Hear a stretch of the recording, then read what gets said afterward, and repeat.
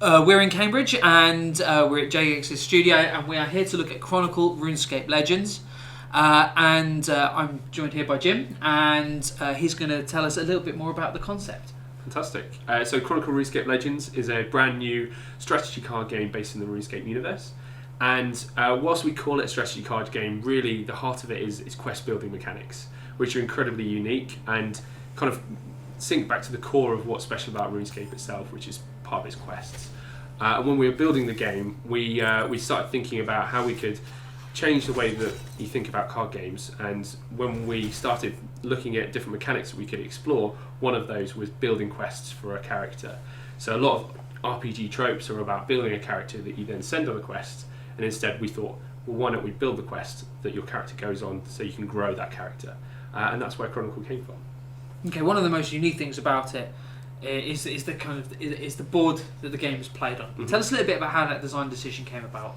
So from the start, we really wanted to have something that was really tactile and something that reminded you of board games and board game pieces from the start. And with this kind of story-based mechanics and building quests, that all kind of lended itself to this idea of a book.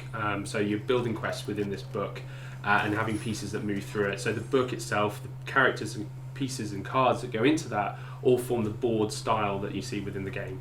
And that's kind of what really intrigued us and got us excited about what the visuals could look like within the game. Okay, you mentioned cards there. I mean, this is definitely a card game, but there's a tabletop, a board game element as well. How are you kind of fusing the card game with the board game elements? So within Chronicle, the world itself is all 3D, so the cards sit within a 3D world. So you encounter them one by one as you're going through your quest, and they explode and the characters come out of them, and you engage them with your 3D models, and it clash together, and it's kind of exciting and interesting, and different visual mechanics that you might have seen before. And the cards themselves came about because that was the best mechanism for us to convey this quest building gameplay. So that's why it became a card game instead of some other way of interacting with the gameplay. But there's a competitive element to it as well, isn't Definitely, yeah. So whilst early game, you probably start focusing on your quest and building out your character as you're going along. The ultimate goal is to defeat your opponent or your rival. And they're going to be questing along the same kind of quest line, doing their own thing, but you can trip them up along the way. And once you've played out 5 chapters of the game, you reach the final battle. If you've both survived that far, you're going to duke it out, and whoever's got the best stats at that point will win the game. So you have a deck of cards. How do you build up that deck? So each game you play, you'll be rewarded with a chest at the end. So regardless of whether you win or lose, you'll get a chest of differing value. And in that chest you get Chronicle tokens, and those tokens you can then spend on new card packs. And in a card pack you get 5 cards, and they'll get added to your collection, which is persistent. And from that collection you can then build decks, craft new cards, and kind of explore the game's breadth. At the moment, within the closed beta, we have around 270 cards. We're going to be adding to that almost weekly until we get to the point where we want to add bigger expansions. And those will come in the form of new legends and environments and cards for you to explore. And what kind of cards do you have? You have offensive cards, defensive cards. What kind of stuff are we talking about? Yeah, so within the game we've got 2 types of cards. So we've got enemy cards, which are the ones your character will engage, and that's one of the biggest differences within the core gameplay of Chronicle, is that instead of kind of traditional card battler, which we've kind of coined as where you'd have cards that you place which interact with your opponent directly. Your cards you're going to fight yourself. So you've put down enemy cards, and they're kind of like mobs that you would encounter in an RPG. So you kill them, you get loot from them, and then that loot you spend on support cards. And support cards cost gold, so you get your loot that you have in the form of gold, and you buy support cards as you go along. So building out this miniature RPG with the 2 types of cards and your legend passing through them. Okay. One of the things I would say, having seen the game in action, it has got a kind of a very tactile feel to the action. There's a tabletop where everything kind of plays out. First, I want to ask you about the environments that people play, because, unless I've got this wrong, people who play RuneScape will recognise, certainly get a lot of flavour from from what you're kind of doing with the board game element. Yeah, definitely. So all of the environments are inspired by RuneScape locations. So we've taken some artistic license with them to get them into the book, but also kind of re-envisioned them in this kind of higher fidelity than we necessarily see in RuneScape. So it's kind of a real love letter to the RuneScape universe, both in terms of the characters and the boards themselves.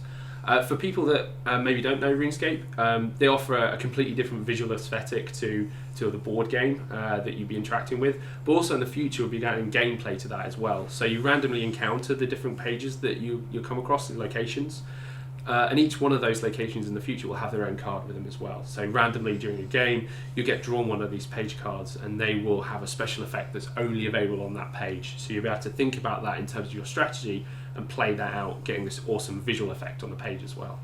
I mean, this is a RuneScape game, but you don't have to play RuneScape to play Chronicles, is that correct? No, not at all. I think for RuneScape players first coming into the game, there'll be a lot there to really enjoy about, especially nostalgic players coming back to the universe, experiencing cards and characters that they've seen from years gone by.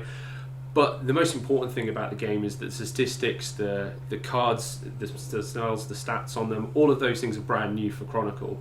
And so if you're coming to the game as a non-RuneScape player, you're still going to be learning at the same pace as a RuneScape player. So there's no advantage there from being a RuneScape player. You just maybe get more out of the lore and the characters than you would do as a non-RuneScape player. But coming new to the universe, there's lots there to enjoy as well, and it's a fantastic thing to kind of delve into and search through all these characters and locations. One of the things that you showed us earlier was the game running in virtual reality, in VR. We had to go on the Vive headset, and it looks really good, and it feels like a really natural fit for this game, particularly with the kind of the board game, the open book board game setting. This is obviously something with VR set to kind of explode in the coming months. This is obviously something you want to be at the vanguard of. I would say that it feels like a really nice fit for the tech. Can you tell us a bit about the iterative process that has gone into kind of bringing the game to VR, and at what point, what was that eureka moment where you went, this would be great with a headset on? It's a great point. Yeah, when we were playing around with some of the visuals with the game, so we were playing around with the cameras, and we put the characters into the scene at one point, and we felt like this would be really interesting if we were there. What if we were actually in this room? And we randomly just brought in a headset for Oculus Rift, and we started prototyping it. And the game naturally fell into that quite well. And the mechanics are very simple. The actual interactions are quite simple for the game. So in terms of actually prototyping it, it happened really fast. And when we put that headset on and we were in that room engaging with this environment, then the RuneScape universe is in ways players haven't done before, it was really fantastic. And we really kind of thought, hey, there's something here. And because the way the game works is you're sat across from the opponent, there's a table, there's an environment, specifically on those kind of seated experiences that you'd have maybe with an Oculus Rift, it feels really natural, and it feels like a good way of exploring a universe in a completely different way. And because the core mechanics are quite simple, it all fits together quite well, and we were really happy to see that. We thought that might be the case, but yeah, in practice it's been really good. So it's all still very early stages at the moment, but we're really excited what we can do next year. Okay, so with Oculus and Vive, we're talking about a PC build, but I know you've got more plans for the game. Tell us a little bit about where you kind of see it evolving kind of beyond its PC roots. Yeah, so as you say, PC roots are core to us as a studio, but we'll be expanding out to Linux and Mac as well next year, as early as we can. We know lots of people want to get on those platforms, but then obviously the game, the way that we've structured it, it works really well just sat on the sofa. And for us, iPad and tablet in particular is something we're really excited about. We've had the game running on iPad for a while, and we want to get that out as quick as we can next year. And then also looking at Android and exploring that platform as well to see what we can do there as quickly as we can. And then in the future, hopefully pushing the game out into mobile. As I said before, the mechanics of the game are simple. You're playing cards into slots, but it's just making sure that the presentation on each one of those platforms works really, really well, and everyone enjoys it on those platforms. There's nothing to stop a game like this kind of working cross-platform as well, is there? No, not at all. So that's part of the ecosystem we're looking to create, is that every time you jump into Chronicle, you're playing against the same community, the Chronicle community. And that's whether you're sat in an Oculus Rift, sat across from your opponent, you could be there engaging with this environment, this world, playing online in real time against them. they can be sat on the sofa at home, laid back with the TV on, playing the same game. So creating different ways to interact with this product, all with exactly the same community, is really exciting for us. Okay, so in terms of building this community, you're in closed beta at the moment, but you have 4 heroes? Yes. Yeah. 4 heroes, 270 cards, like you said. What's the plan from here? What's the roadmap ahead?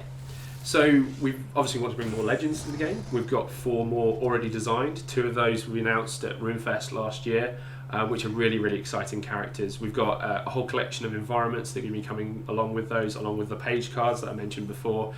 We've got a brand new game mode as well that we're hoping to launch relatively early next year, which is the campaign, which is similar to what you'd expect from a single player experience, but we're going to be merging it with interesting multiplayer mechanics and asynchronous gameplay as well. So hopefully, like the core gameplay of Chronicle, your thoughts or preconceptions about what a campaign is, hopefully we can change that as well and provide something that's really interesting. And that's the same for the cards. We'll be, with each expansion, bringing in more and more cards as we can. As I said before, we're going to be adding more cards to the game, hopefully as quickly as we can, to the core set that we have at the moment. There's lots that we haven't finished yet.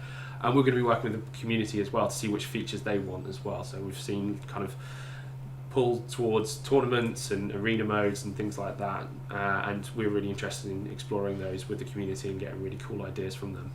And it's free to play? Free to play, yeah. Will remain so? Absolutely, okay. Yeah, from start to finish. The current game that's out at the moment, the closed beta, has no MTX options at all. You can just purchase new cards and packs through the Chronicle tokens, so it's all completely free. We will be adding MTX features in the early start of next year, which will allow you to purchase packs for real money as well, so you'll be able to do that in addition to earning everything for free. But as we've already said, we don't want the game to be pay to win. We want it to be as competitive an environment for a free player as it is for a paying player. Okay, well, thank you very much for your time. It's been a pleasure. Thank you. Thank you very much.